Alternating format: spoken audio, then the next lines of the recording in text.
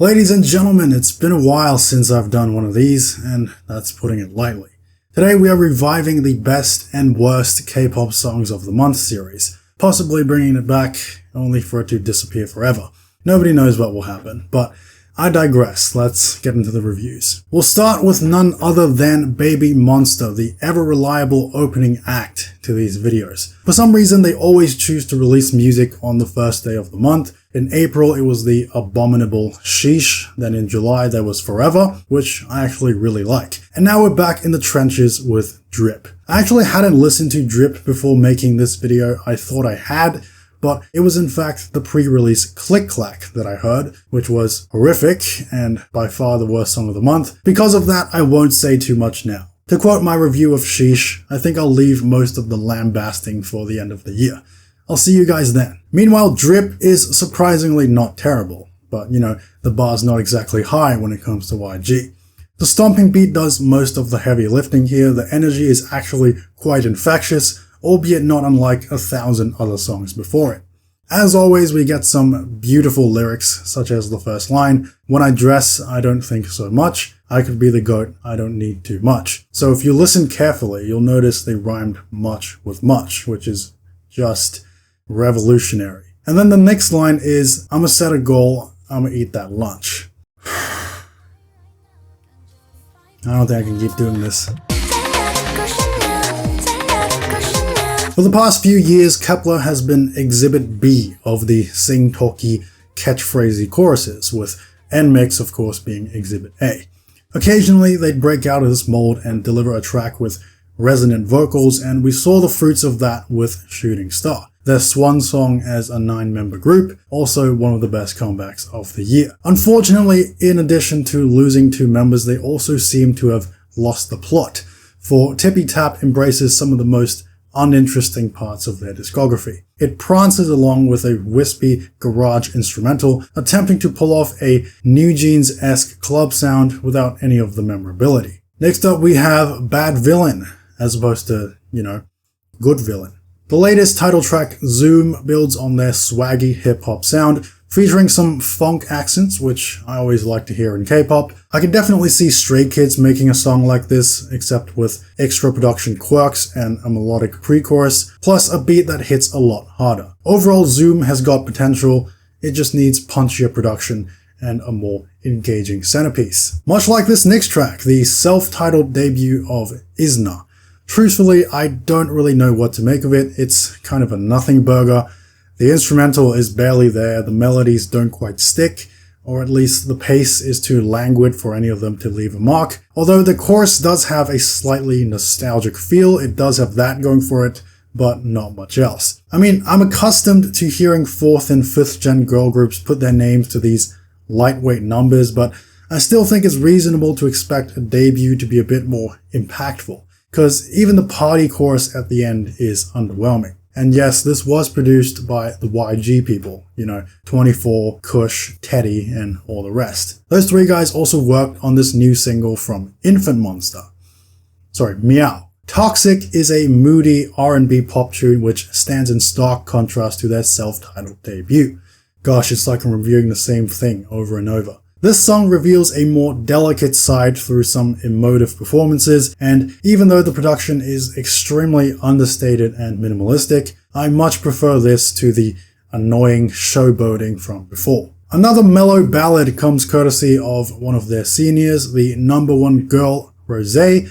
This track was again written in collaboration with Bruno Mars, as well as 5 other writers. Fans will no doubt appreciate the genuine nature and soulful performance from Rosé, though I can't say I'll be listening to this a lot. It's just not my type of song. Moving on, there's a new ATEEZ comeback, the 2nd installment in their Golden Hour series. I haven't liked most of their title tracks for 3 years at this point, and that's not changing anytime soon. Although I will say I did enjoy Work. I think it's a fun little tune, and I appreciate how it brought a more whimsical edge to their usual braggadocious bread and butter. The new single, Ice on My Teeth, is in the same vein, though it's safe to say that the name doesn't inspire confidence, instead calling to mind images of flaunting excess, which is exactly what they do, whilst rhyming tennis with tennis. Look, when the entire thesis statement of a song just boils down to "we're so rich, we're so cool," it just seems, for lack of a better word, unintelligent. On the bright side, there is some smoothness and sophistication behind all the flaunting. I think the violin is a nice touch. ATEEZ will of course continue to do whatever works for them, but it just doesn't work for me. Get it?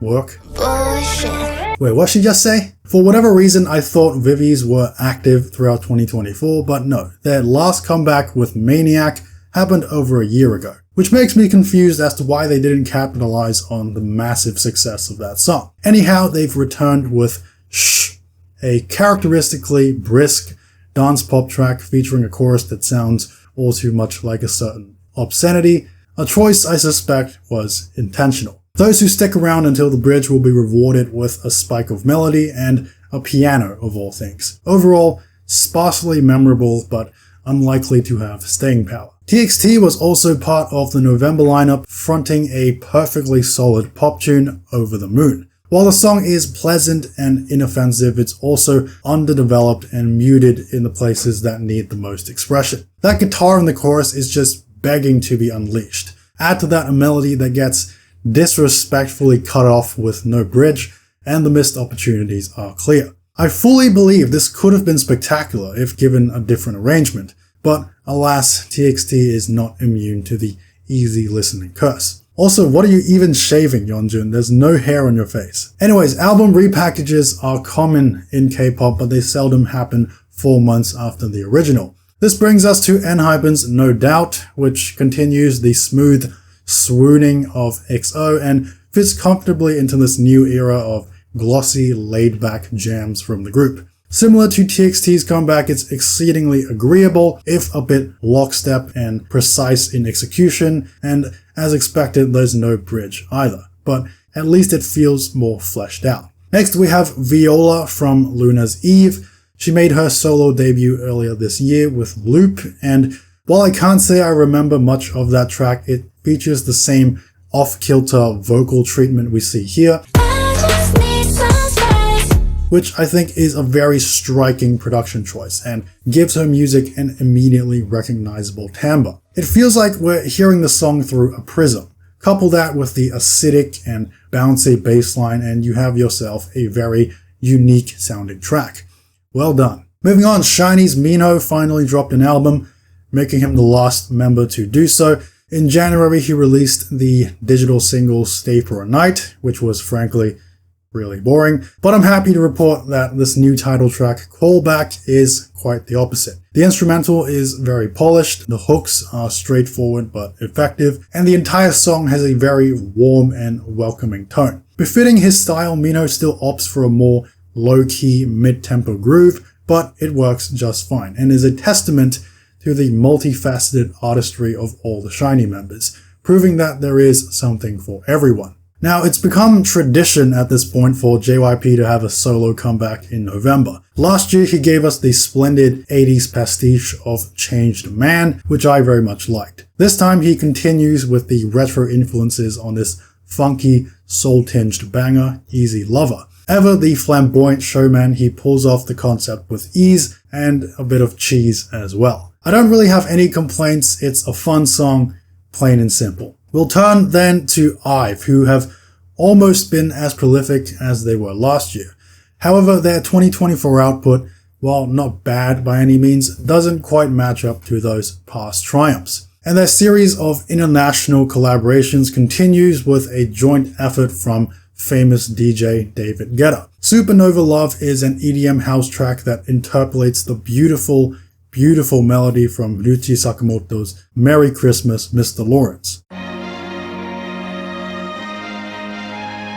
to which many people were vehemently opposed. I saw the comments on a performance of the original and they were just ruthless, making it out to be a complete desecration of the original tune. I personally don't think it's that bad.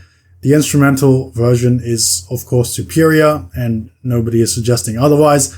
Plus, it's always there for people to listen to. Although if I had known Sakamoto's piece long before hearing Yves' rendition, I might feel a bit differently. Supernova Love, while a bit generic, is still very pretty, although much of that is indebted to the splendor of the original melody. I enjoyed it.